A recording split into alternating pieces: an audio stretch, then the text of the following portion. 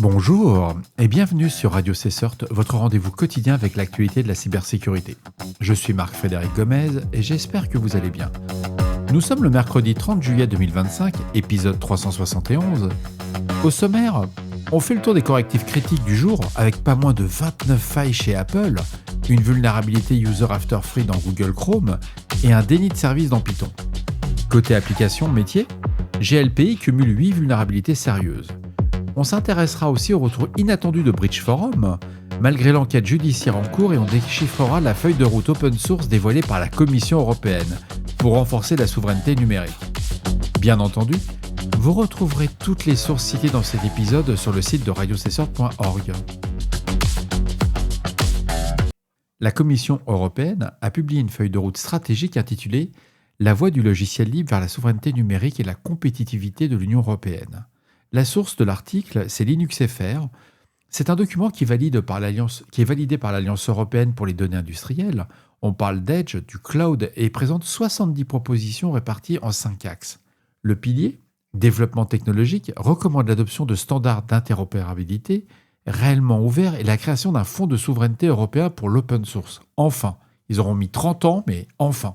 Il prévoit aussi des implémentations de références basées sur des logiciels libres européens. Le pilier, développement des compétences, propose des formations certifiantes à l'échelle de l'Union et l'intégration du logiciel libre dans les cursus techniques. Le pilier achat public vise à rendre obligatoire, et je dis bien obligatoire, la priorité au logiciel libre européen vers des marchés publics via une politique du Open Source First accompagnée de critères de qualification précis. Le pilier croissance et investissement inclut la création d'une plateforme européenne centralisant les aides, ainsi que le lancement d'une marque européenne open source.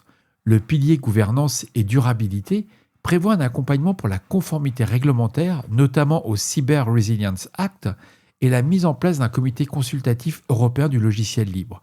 Ça peut sembler touffu, c'est vrai que les documents sont durs à lire, ils sont rudes, mais c'est vraiment un bond en avant, quoi. Et ce plan s'inscrit dans une volonté affichée de réduire la dépendance aux technologies non européennes dans le domaine du cloud, de l'edge et de l'IoT.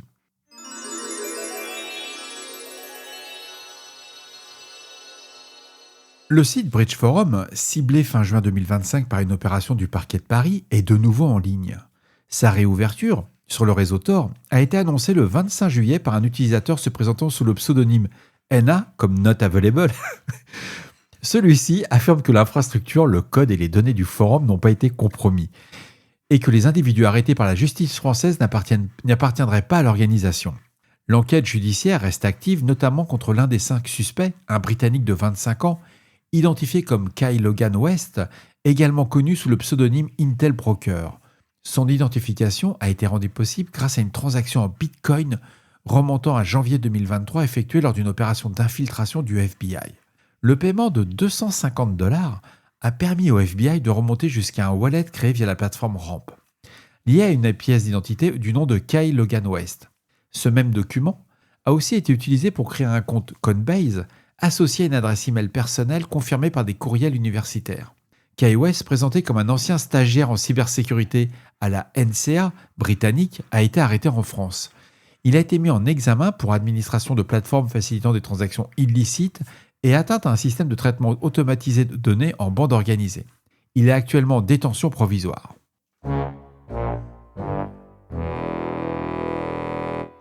La CVE 2025-8292 affecte Google Chrome. Elle concerne une vulnérabilité de type User After Free dans le composant MediaStream. Elle permet à un attaquant distant d'exploiter une corruption de mémoire sur le tas via une page HTML spécialement conçue. Cette faille est présente dans les versions antérieures à la 138.0 7204.183 de Chrome.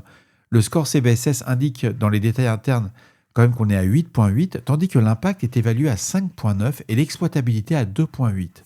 Ce niveau de sévérité est classé High par l'équipe de sécurité Chromium. La vulnérabilité est exploitable à distance. Aucun produit ou fournisseur affecté supplémentaire n'a été lissé à ce stade. La mise à jour de sécurité, bien entendu, corrigeant cette faille, a été publiée par Google le 29, donc c'était hier. Donc vous mettez à jour aujourd'hui. On ne réfléchit pas. On patch sur Google.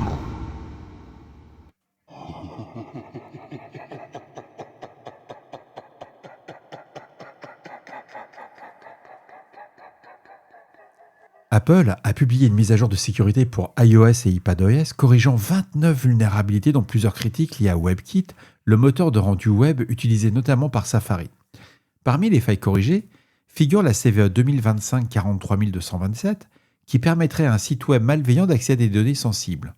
La CVE 2025 43228 autoriserait le spoofing de la barre d'adresse, trompant l'utilisateur sur l'identité réelle du site visité. La CVE 2025 43217 affectait l'affichage des indicateurs de confidentialité, rendant invisible l'accès au micro ou à la caméra par une application. Enfin, la CVE 2025 31229 corrige une fuite de code d'accès via VoiceOver, l'outil d'accessibilité intégré d'Apple. La mise à jour 18.6 est disponible pour les iPhone XS et ultérieurs, ainsi que pour les modèles récents d'iPad incluant les iPad Pro, iPad Air 3e génération et iPad 7e génération. Des correctifs similaires ont également été déployés pour macOS Sequoia 15.6, macOS Sonoma 14.7.7, macOS Ventura 13.7.7, watchOS 11.6 et tvOS 18.6. Le CERT-FR signale une vulnérabilité dans Python, référencée sous la CVE 2025-8194. Elle affecte CPython lorsqu'il n'est pas à jour avec le dernier correctif de sécurité. Cette faille permettrait à un attaquant distant de provoquer un déni de service. Aucun détail technique supplémentaire n'est fourni à ce stade.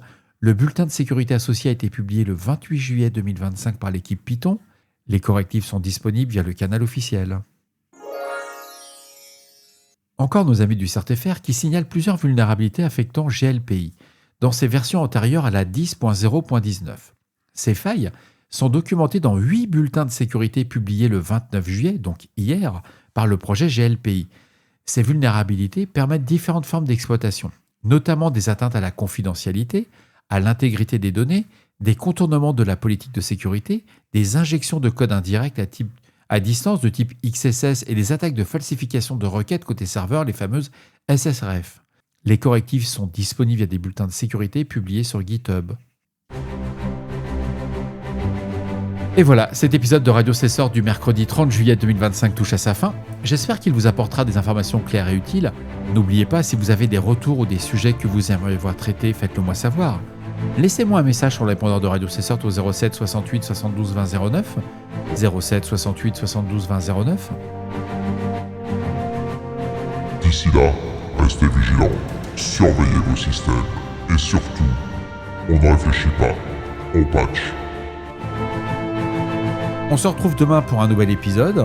Je vous embrasse très fort. Au revoir.